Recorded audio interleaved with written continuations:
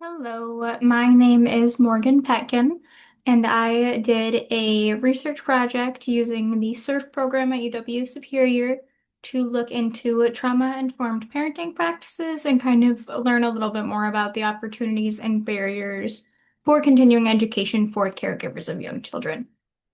So, getting into this, we had a purpose going into this, believing parents really want to do what's best for their children and they're trying to do that, but without access to education or reliable information, a lot of them, or many of them, do struggle to identify and apply those evidence-based and trauma-informed practices, meaning they struggle to really take what the professionals have learned over years of research of what benefits kids the most and apply that fully or apply practices where they're taking their own trauma and recognizing it and processing it to avoid passing it on to their kids, or applying correct practices if their kids have trauma that may have occurred in or outside of the home to then address that appropriately in their parenting.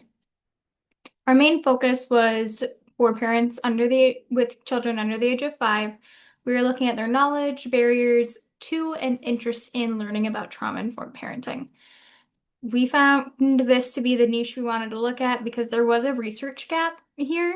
There was a lot of, there was some research focused on veterans, foster homes, or adoptive families, but there was a gap in the research of the general family awareness without those specific parameters. And we kept it in a local context for us, which is the Twin Ports area, so we could kind of see what was around us locally. We went into this with three main questions. How aware are families of trauma-informed parenting practices? What barriers prevent participation? And what supports are needed to improve their access? We used a mixed method study. So we did digital surveys for some and semi-structured Zoom interviews for others.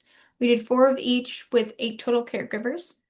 And then after we did this, we went back through and did some reflexive memoings. We wrote down what we remembered from the interview following it. And then we went through and did some thematic coding to organize our thoughts. I will say we did have a limitation with this because of the way we ended up sampling, which was through our own networks, mine and my mentors. We did end up with a small sample set that was made up primarily of privileged and educated families because these were largely recruited through our professional networks. One of our key findings was isolation. As you can see, there's some quotes of a lot of my mom friends be like, they're on their own, they're in an island, or needing to have people to talk to. And this kind of came up whether it was these participants felt like they were isolated or they knew of people around them feeling isolated. If they weren't isolated, they relied on their family, local parents with them, their local family, their existing networks and churches. And if these networks don't exist, if you're moving into the area new or you're transferred or you don't have family that are around, who are you going to turn to? Where does your village come from? Our second one was the awareness of resources. While there might be some resources out there, we couldn't find really participants who knew of much. We got, I don't know what to look for. I feel like there's just a lack of community outreach is the most direct ones. But in talking to this very privileged sample set, when we got to the point where we asked them, what resources do you use in the area? Their common response to this was, I haven't really needed to look into it, so we haven't used any. The preferred response, the kind of goal response would be, well, I haven't personally needed to use it, but I know of this or this program. And that was not occurring. So it does bring a lot of concern of if these privileged families don't even know of the resources around them, how are the parents who really need it the most supposed to find these? Because they're not generally going to have a lot of extra time or mental energy or ability to dedicate to finding and accessing these. On top of that, with this being trauma-informed parenting, a lot of the parents who benefit the most don't even know it exists as an option or that they can look into it or need it until it's presented to them in their face unavoidably. And then they're like, oh, yeah, that is a great option for me to add in. So we kind of saw that there is a lack of intentional effort to make sure that families very well know these programs.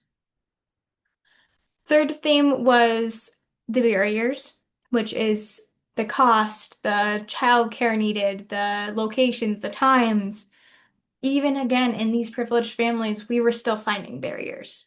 They were still needing for childcare, even if they didn't necessarily need free childcare. They had other their older siblings of their child that they didn't know what they would do with, or the younger siblings of their older kids that they didn't know what they would do with, that there needed to be some sort of a childcare or different hours because they can't make it to those, or even cost of, I know one of the quotes that's not on here, but was one of our quotes was probably free because even though we're not financially in a hard place, if it costs, such and such money, we'll probably just be like, oh no, we'll just skip it. We'll do something else today. So it's making it so that these aren't reaching the families, especially those who are in hard times, when there are these limitations that need to be addressed. So some contextual aspects of this, again, this was made up of rather privileged families recruited through existing networks, which most of the knowledge that these people did have had come through their existing networks. There was very little knowledge that had come through parenting networks at all. We found that, caregiving does demand a lot of time and support and energy, and these people relied on their support networks. So that shows how essential these are. If these privileged people, privileged subset of people are still relying so heavily on the people around them, it's very clear how needed this external help is and how much it can then lack for people who are less privileged or don't have that network. That kind of leaves it to caregivers remaining in survival mode. So they're not seeking out, they don't have the emotional capacity and privilege to then seek out education and parental education and learning on this. And access to parenting education is very unequitably distributed. So the application of this is for existing programs. It kind of provides the information that there are these barriers that need to be addressed to actually meet the needs of providing childcare, flexible scheduling, different locations, as well as to broaden their networks outside of the professional networks to outreach, to reach these parents. And for the future research, which is something I hope to continue as I go to graduate school, is to kind of continue with a larger, more diverse sample, as well as looking more specifically at the details of how would we need to address this need? How could we have reached you? What avenues could we present this information that it would have been well known? What specific barriers are the most prevalent? Which ones need to be addressed in what ways? And kind of get those finer details down to make sure that everything is addressed. I want to acknowledge my faculty advisor, the funding that came from our SURF program, the participants who shared their stories, as well as the resources that will be listed in a separate handout.